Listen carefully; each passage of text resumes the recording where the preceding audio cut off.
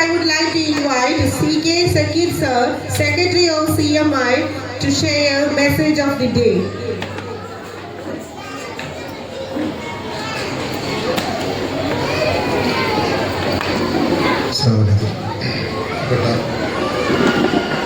രക്ഷിതാക്കളും വിദ്യാർത്ഥികളും നമ്മുടെ കുട്ടികളുടെ ആവേശകരമായ പരിപാടികൾ വീക്ഷിക്കാൻ വേണ്ടി വളരെ പ്രതീക്ഷയോടെ നമ്മൾ കാത്തിരിക്കുന്ന ഈ സമയത്ത് ഒരുപാട് സംസാരിക്കാൻ മുതിരുന്നില്ല. നേരത്തെ ഫൈസൽ മാഷ് സൂചിപ്പിച്ച പോലെ നമ്മൾ കുട്ടികളെ പാടാനും പ്രസംഗിക്കാനും അത്തരം സർഗാത്മകമായ മേഖലകളിലേക്കൊക്കെ കൈപിടിച്ച് കൊണ്ടുവരുന്നവർ നമ്മൾ മാതാപിതാക്കളാവണം. ഈ ഒരു കാലത്ത് അങ്ങനെ സാമൂഹ്യപരമായ ഇടപെടലിലൂടെ മാത്രമേ നമുക്ക് നമ്മുടെ കുട്ടികളെ നമ്മുടേതായ പരിധിയിൽ പിടിച്ചു നിർത്തി മുന്നോട്ട് കൊണ്ടുപോകാൻ കഴിയുമെന്നുള്ള ഒരു ബോധമാണ്. അതിനെക്കുറിച്ച് മാത്രമാണ് ഞാൻ നിങ്ങളോട് ഇപ്പോൾ പറയാൻ ഉദ്ദേശിക്കുന്നത്. ഞാനിപ്പോൾ മറയൂരിൽ പഞ്ചായത്ത് ഓഫീസിലേക്ക് നടന്ന ഒരു ധർണയുടെ ഉദ്ഘാടനം നിർവഹിച്ചുകൊണ്ടാണ് വരുന്നത്. ലഹരി സൈബർ ക്രൈമുകൾക്കെതിരെയുള്ള പഞ്ചായത്ത് ഓഫീസുകളിലേക്ക് നടന്ന ഒരു ധർണ. നമ്മുടെ രാജ്യത്ത് വർദ്ധിച്ചുകൊണ്ടിരിക്കുന്ന ലഹരി പദാർത്ഥങ്ങളുടെ ഉപയോഗവും സൈബർ ക്രൈമുകളും നമ്മുടെ തലമുറയെ, നമ്മുടെ കുട്ടികളെ ഏറ്റവും അധികം വഴിതെറ്റിപ്പിക്കുന്നു എന്ന ഒരു സാഹചര്യത്തെ നാം നന്നായിട്ട് തിരിച്ചറിയണം. കഴിഞ്ഞ 5 വർഷത്തെ മാത്രം കണക്കെടുത്ത് പരിശോധിച്ച് നോക്കിയാൽ 2020 നമ്മുടെ സർക്കാരിൻ്റെ കണക്കു പ്രകാരം പോലീസ് സ്റ്റേഷനുകളിൽ ലഹരിയുടെ പേരിൽ റിപ്പോർട്ട് ചെയ്ത കേസുകളുടെ എണ്ണം 2020 കേവലം 4500-ഓളമായിരുന്നു. അത് 2021 ആയപ്പോഴേക്ക് 6704 വർദ്ധിക്കുന്നു. 2022 അതിൻ്റെ എത്രയോ ഇരട്ടി 16128 വർദ്ധിക്കുന്നു. 2023 ജനുവരി മുതൽ മെയ് വരെയുള്ള 5 മാസം കൊണ്ട് മാത്രം ഏകദേശം 46,637 കേസുകളായി ലഹരി പദാർത്ഥങ്ങളുടെ ഉപയോഗം ഈ കഴിഞ്ഞ വർഷത്തിൻ്റെ അതിൻ്റെ വർധനവാണ് ഞാൻ പറയുന്നത്. സൈബർ ക്രൈമുകളുടെ, സൈബർ കുറ്റകൃത്യങ്ങളുടെ, മൊബൈൽ ഫോൺ ചാറ്റിങ്ങും അതിലൂടെ അങ്ങനെ തുടങ്ങിയുള്ള സൈബർ കുറ്റകൃത്യങ്ങൾ കഴിഞ്ഞതിൻ്റെ മുൻപത്തെ വർഷം ഉണ്ടായതിൻ്റെ 15% വർധനമാണ് ഈ കഴിഞ്ഞ വർഷം രേഖപ്പെടുത്തിയത്.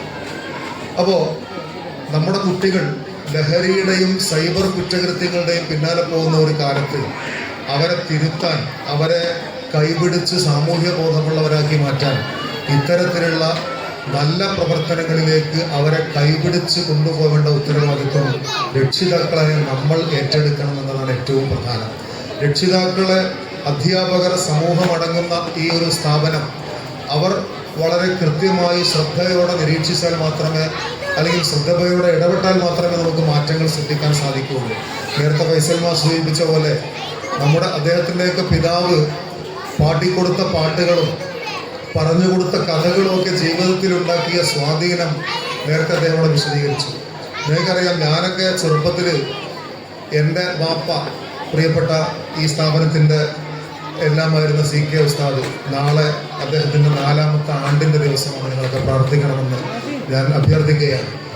ചെറുപ്പത്തിൽ ഇവിടുന്ന് നമ്മളെ യൂണിറ്റിലെ പ്രവർത്തകരുടെ നേതൃത്വത്തിൽ ഇറക്കിയ ഒരു പാട്ടുപുസ്തകം, വാപ്പ എഴുതിയ പാട്ട് ബുക്ക്, അത് പാടാൻ വേണ്ടി 4ാം ക്ലാസ്സിൽ അന്ന് പഠിക്കുന്ന എന്നെ മലപ്പുറത്ത് ഒരു വലിയ പരിപാടിയിലേക്ക് കൊണ്ടുപോയി അവിടുന്ന് ആ പാട്ട് പാടാൻ പറഞ്ഞതും, അങ്ങനെ പാടി നമ്മുടെ ബഷീറും മൂസയും അടക്കുന്ന ആളുകളൊക്കെ നമ്മുടെ യൂണിറ്റിലെ SSFൻ്റെ കുട്ടികളിറക്കിയ ആ പുസ്തകം അത് വിൽപ്പന നടത്തി.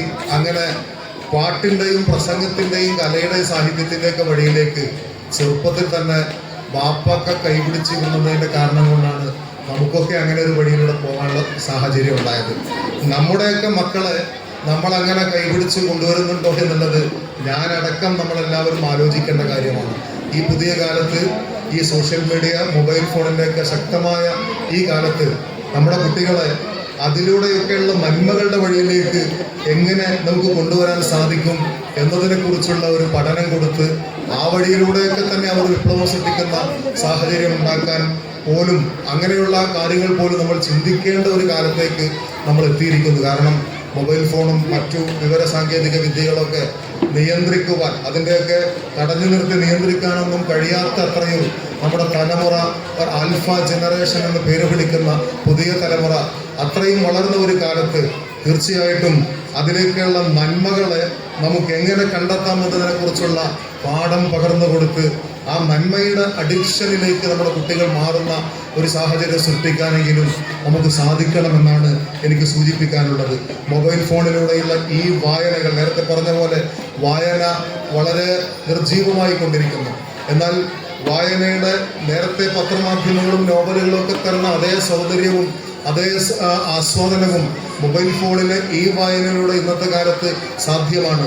അതിലേക്കുള്ള താല്പര്യം ഉണ്ടാക്കി കൊടുക്കാൻ നമുക്ക് സാധിക്കണം. അതുപോലെ തന്നെ ഓഡിയോ പ്രഭാഷണങ്ങളും ഓഡിയോ രംഗത്തുള്ള സാഹചര്യങ്ങൾ ഉപയോഗപ്പെടുത്താൻ നമുക്ക് ഈ മൊബൈൽ ഫോണിലൂടെ സാധിക്കും.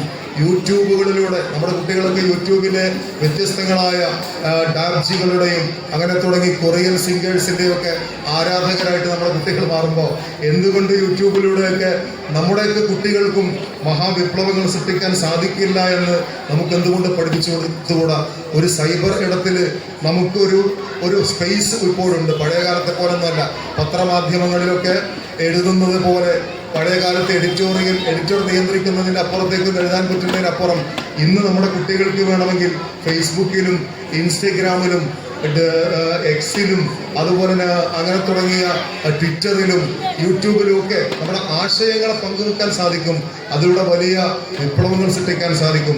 നോക്കൂ നിങ്ങൾ, ധ്രുവ് റാട്ടി എന്ന് പറയുന്ന 29 വയസ്സുള്ള ഒരു ചെറുപ്പക്കാരൻ്റെ വീഡിയോകളായിരുന്നു, അദ്ദേഹത്തിൻ്റെ റൂമിൽ വെച്ച് ചെയ്ത വീഡിയോകളായിരുന്നു ഈ കഴിഞ്ഞ തെരഞ്ഞെടുപ്പിൽ ഇന്ത്യ രാജ്യത്തുണ്ടായ ഒരു സമൂലമായ മാറ്റത്തിൻ്റെ പ്രധാന കാരണമെന്ന് വിലയിരുത്തിയിട്ടുണ്ട്. രാജ്യത്തിൻ്റെ ജനാധിപത്യ പ്രക്രിയയിൽ വരെ നമ്മുടെ യൂട്യൂബർമാർക്കും ചാനലുകൾക്കൊക്കെ ഇടപെടാൻ സാധിക്കുന്നുവെങ്കിൽ നമ്മുടെയൊക്കെ നാട്ടിൽ അത്തരത്തിലുള്ള ചാനലുകളും യൂട്യൂബുകളും ഒക്കെ തിന്മയുടെ വഴിയിലൂടെ പോകുന്ന ഒരു സാഹചര്യം ഒന്നും വല്ലാതെയുണ്ട്. തോന്നിവാസങ്ങൾ പ്രചരിപ്പിക്കാനുള്ള അത്തരം കാര്യങ്ങളെ കേൾക്കാനും ആസ്വദിക്കാനുമാണ് നമ്മുടെയൊക്കെ കുട്ടികൾക്ക് കൂടുതൽ താല്പര്യമെന്ന തരത്തിലേക്ക് കാര്യങ്ങൾ നീങ്ങുന്നു. തൊപ്പി എന്ന് പറയുന്ന ഒരുത്തനെ നമ്മളൊക്കെ അറിഞ്ഞത് ഈ കഴിഞ്ഞ ഒരു വർഷം മുമ്പ് വളാഞ്ചേരിക്കടുത്ത് ഒരു പരിപാടി, ഒരു സ്ഥാപനത്തിൻ്റെ ഉദ്ഘാടനം ചെയ്യാൻ വേണ്ടി ക്ഷണിച്ചപ്പോഴാണ് നമ്മളൊക്കെ അങ്ങനെ ഒരാളുണ്ടെന്ന് അറിഞ്ഞത്. അതേസമയത്ത് അവിടെ തടിച്ചുകൂടിയ ആയിരക്കണക്കിന് കുട്ടികളായിരുന്നു. അവർക്ക് തൊപ്പിയെ ഒന്ന് കണ്ടാൽ മതി, കൂടെ നിന്നൊരു ഫോട്ടോ എടുത്താൽ മതി. അങ്ങനെയാണ് നമ്മളൊക്കെ മുതിർന്ന ആളുകളൊക്കെ തൊപ്പിയെ സെർച്ച് ചെയ്യാൻ തുടങ്ങിയത്. അപ്പോഴാണ് അറിയുന്നത് യൂട്യൂബ് ചാനലിലൂടെ തനി വൾഗർ പ്രചരിപ്പിക്കുന്ന, തോന്നിവാസം പറയുന്ന, തനി ലോക്കൽ സംസാരിക്കുന്ന ഒരു തനി നാലാംകിട യൂട്യൂബറാണ് ഈ തൊപ്പിയെന്ന് നമ്മളൊക്കെ തിരിച്ചറിയുന്നത്. നമ്മുടെ കുട്ടികളൊക്കെ അതിൻ്റെ അഡിക്ഷനായി മാറുന്ന സാഹചര്യത്തിലേക്ക് വരുമ്പോൾ അവരെത്രത്തോളം ഇത്തരം സൈബർ ഇടങ്ങളിൽ ഇങ്ങനെയൊക്കെ വഴിതെറ്റിപ്പോകുന്നുണ്ട് എന്നുള്ളത് നമ്മൾ ആലോചിക്കണം. അവർക്ക് മുന്നിലേക്ക് ഈ ധ്രുവ് റാട്ടിയുടെയും അതുപോലെ തന്നെ മുഹമ്മദ് സുബൈറിൻ്റെയും അങ്ങനെ തുടങ്ങി, മുഹമ്മദ് സുബൈർ എന്ന യൂട്യൂബറാണ് യുപിയിലെ ഒരു സ്കൂളിൽ ഒരു ടീച്ചർ തൻ്റെ സ്റ്റുഡൻറ്റിനെ മതത്തിൻ്റെ പേരിൽ, ജാതീയതയുടെ പേരിൽ വേർതിരിച്ച് തല്ലിക്കുന്ന ഒരു രംഗം ഇന്ത്യ രാജ്യത്ത് മുഴുവൻ വൈറലാക്കിയത് മുഹമ്മദ് സുബൈർ എന്ന യുപിയിലെ ഒരു യൂട്യൂബറായിരുന്നു. നമ്മുടെ നാട്ടിൽ അത്തരത്തിലുള്ള സാമൂഹ്യ തിന്മകൾക്കെതിരെ ശബ്ദിക്കുവാൻ വേണ്ടിയുള്ള ഒരു മേഖലയായി, നന്മകൾക്ക് വേണ്ടി വാദിക്കാനുള്ള ഒരു ഏരിയയായിട്ട് ഇത്തരം സൈബർ ഇടങ്ങളിലെ ഇടപെടലുകൾ നമ്മുടെ കുട്ടികളിലൂടെയൊക്കെ സാധിപ്പിച്ചെടുക്കാൻ കഴിഞ്ഞാൽ നമ്മുടെ ഈ കാലത്ത് തീർച്ചയായിട്ടും അവരെയൊക്കെ നന്മയിലൂടെ കൊണ്ടുവരാൻ അതൊക്കെ കാരണമാവുമെന്നാണ് ഞാൻ പറഞ്ഞതിന് ചുരുക്കത്തിൽ ഏറ്റവും സ്നേഹത്തിൻ്റെയും സൗഹൃദത്തിൻ്റെയും നന്മയുടെയും നല്ല പാട്ടുകൾ പാടി, നല്ല പ്രസംഗങ്ങൾ പ്രസംഗിച്ച്, നല്ല എഴുത്തുകൾ നടത്തി, നല്ല വരകളും നല്ല സ്റ്റെപ്പുകളും എടുത്ത് പാടിയൊക്കെ അവർ മുന്നോട്ട് വരുന്ന സാഹചര്യം ഉണ്ടാവട്ടെ. അങ്ങനെ മാനുഷിക സൗഹൃദത്തിൻ്റെയും സ്നേഹത്തിൻ്റെയും പരസ്പര സഹവർത്തിത്വത്തിൻ്റെയുമുള്ള ഒക്കെയുള്ള ഒരു നല്ല ആശയത്തിലേക്ക് ഈ ഒരു കലാസാഹിത്യ പരിപാടി അതിന് കാരണമാവട്ടെ, അതിന് പ്രചോദനമാവട്ടെ. രക്ഷിതാക്കൾ എന്ന നിലയ്ക്ക് നമ്മുടെ കുട്ടികളെ ഇങ്ങനെ പാടിയും പ്രസംഗിച്ചും സമൂഹത്തോടൊക്കെ ഇടപെടിപ്പിച്ചും കൊണ്ട് അവരെ നന്മയുടെ വഴിയിലേക്ക് കൊണ്ടുവരാനുള്ള ഒരു നല്ല രക്ഷിതാവിൻ്റെ റോളിൽ നിൽക്കാനുള്ള ഒരു വേദിയാവട്ടെ എന്ന് മാത്രം ആഗ്രഹിച്ചുകൊണ്ട് ആശംസിച്ചുകൊണ്ട് ഈ പരിപാടിക്ക് എല്ലാവിധ ആശംസകളും നേരുന്നു.